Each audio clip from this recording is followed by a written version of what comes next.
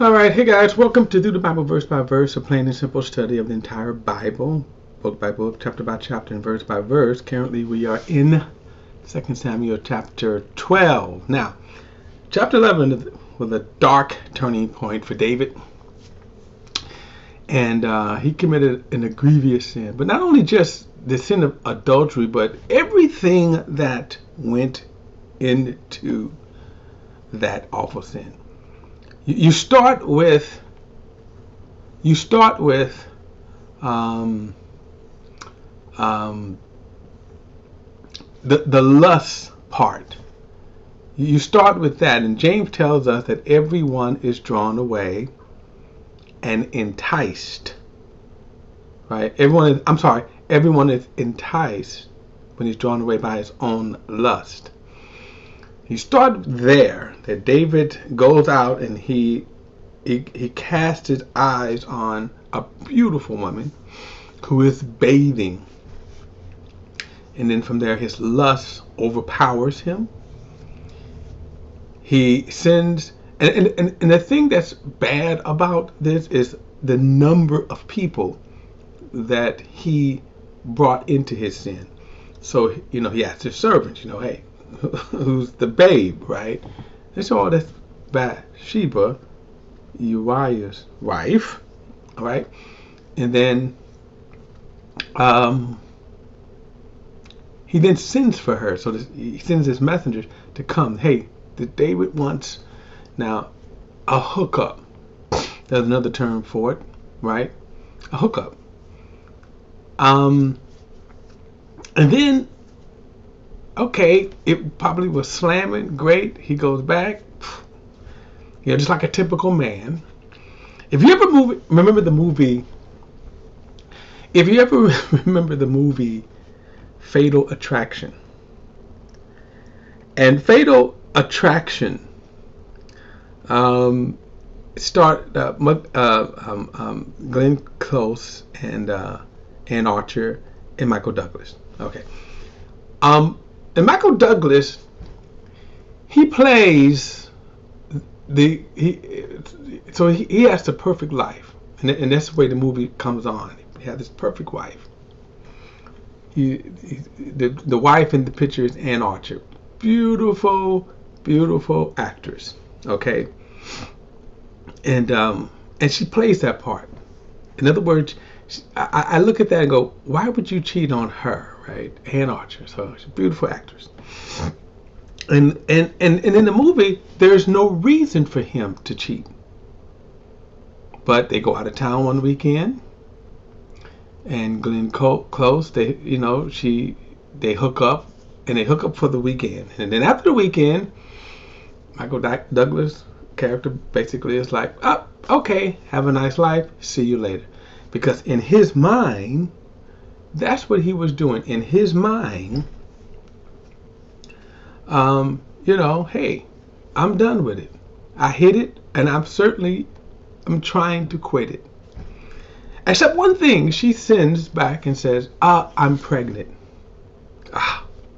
That throws, that throws the wrench into the monkey wrench. And I don't know where abortion was in that society. It wasn't prevalent, obviously, but it's certainly something that wasn't necessarily an option. So anyway, he tries to cover it up by bringing Uriah off of the battle lines and say, if I can get him to sleep with his fine wife, if I can get him to sleep with her, then we could blame the pregnancy on her. Which, as I said, why did he think that was going to work? Because guess what? It would have looked like David's son. David was a very handsome man, and as we're going to see in upcoming chapters, David produced some pretty kids, right? So I don't know how Uriah looked, but everybody would have known just by the look. And just like in the movie Fatal Attraction, see, he thought I can just walk away from that, but the famous line from Glenn Close, I will not be ignored, where his situation, I will not be ignored. So now he is trying to work overtime to cover for his sin. He's trying to cover for it. And he is trying his best to. And I think I'll walk away from sometimes, certainly I'll walk away from this is, just to confess it. Lord, I messed up. Mercy. But David tries to cover his sin. David tries to involve other people. So Uriah, he pulls him off, a faithful soldier, right? And if you stop and think about this, what worse could happen than to bring your faithful servant, soldier, off of the battle line? And then you say, hey, go sleep with your wife, David even tries to get him drunk. But Uriah would not sleep because in his mind he says, no. If my boys are out fighting, why would I fight? So he slept at the gate of the palace. And David was like, man, this guy won't go home. I went to your fine wife. Why won't you? Because he's faithful. So finally, and I think this is where he really sinks the lowest. He tells Joab, his wicked nephew and military commander, I want you to put Uriah on the front of the battle, and then y'all kind of step back and let him get killed. Now keep this in mind now, in David's mind. Now I'm indulging this thought here. I'm indulging this thought because we're like this so many times, right? In our heads, we plan something, we scheme something, but reality doesn't always play out, right? It doesn't always play out that way. And here is David in his head. First and foremost, it was, hey, I just hit it and was trying to quit it, but didn't work out that way. She got pregnant. Then he's going to say, well, let me try to, hey, bring the husband home, and then he can hit it, but he doesn't have to quit it. But he doesn't even go and sleep with her. We don't even know if he ever even went home and said hi to Bathsheba. Okay? And so in the last ditch, David says, okay, he enlists one of the most wickedest people, Joab, to murder him. Now why is this? Because, hey, if he gets killed in battle, right? If he gets killed in battle, no one can blame. But remember, we left off in the last chapter, chapter 11, God saw it. Now, in David's mind, that's pretty simple. That's pretty simple. Hey, Joab, just he's faithful. He's going to use, and one of the most wickedest thing about David's sin is that he uses David's goodness against him. Uriah carried his own death sentence, the letter. He carried it without ever looking at it. He carried it because he's faithful. His reward for his faithfulness was his execution, his murder. Now David is thinking, if I just do this, then guess what? This is going to be great. Except one thing, you enlisted wicked Joab.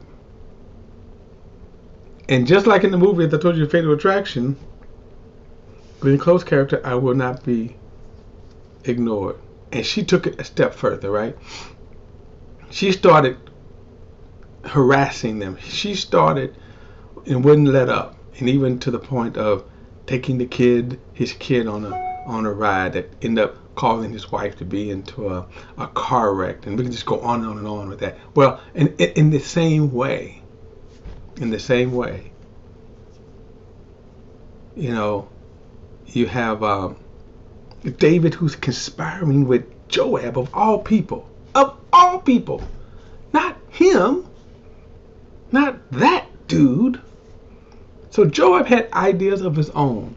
And as a result of that, there were some other soldiers who got killed. Now, the focus of the story wasn't on the wickedness of Joab. So we don't know Joab's motive. We can just add conjecture to say, look, this is probably, I don't know, we could just guess. Why did Joab put the other soldiers? Why didn't Joab obey, David in the first place by just letting Uriah die? Because Joab never obeyed David. All right. So then David now, so these soldiers die along with Uriah. And David reads that, and Joab tells him, tells the messenger here, when he tells you, well, why did the other soldiers die? Say, Uriah is dead. And so now think about this. Now, what could David say to Joab now? Right? But what can he say to Joab? Right? Remember how when Joab killed Abner, and everyone knew that David was righteous. But what could David now say to Joab? You just as bad. Just as bad. All right. So let's go into this chapter here.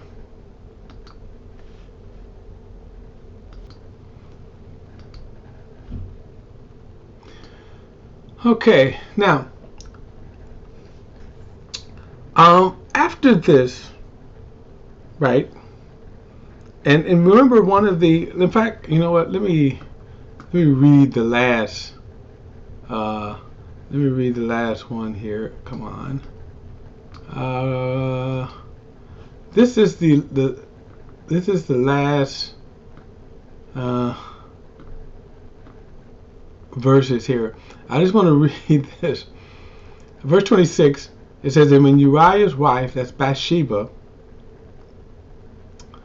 heard that her husband had died, she mourned for him. And when the time of the mourning ended, David had brought her to his house. She became his wife and bore him a son. However, right, the Lord considered what David had done evil. So on top of all of David's schemes, he also forgot one major thing, and that is the Lord saw it. Now watch what happens here. Okay, so this is God's response. So the Lord sent Nathan to David. When he arrived, he said to him, there were two men in a certain city, one rich and the other poor. Now, you kind of have to like this, because David probably at this point has no clue. He just has no clue as to what's about to be revealed. The rich man had a large number of sheep and cattle, but the poor man had nothing except one small ewe lamb that he had brought up. He raised it, and it grew up. Living with him and his children, it shared his meager food, drank from his cup, it slept in his arms. It was like a daughter to him.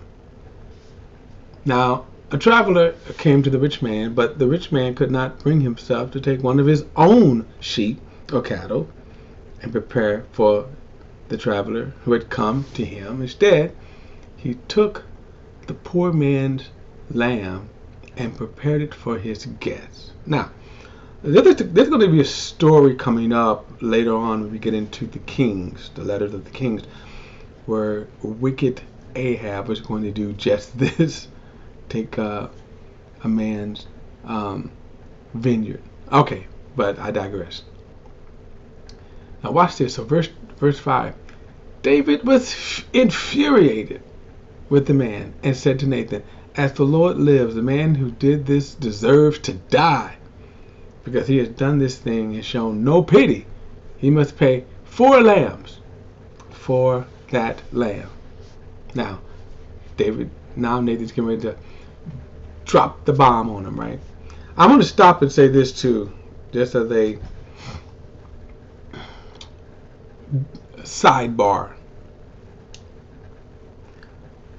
I am always amazed at these so-called prophets today. These so-called prophets who never seem to prophesy straight truth. In other words, you see these guys that hit in today's society, they call themselves prophets, apostles and stuff, but prophets mostly. But yet they don't speak the real truth. And think about this for a moment here. Here God is bringing to bear David's sin. He's bringing to bear. Remember, David will go down in history. And even after this incident, God's mercy, we'll get to that later, it's greater than David's sin. David's heart still was right before God. He did a despicable thing. He is a man after God's own heart. And yet God didn't cover it.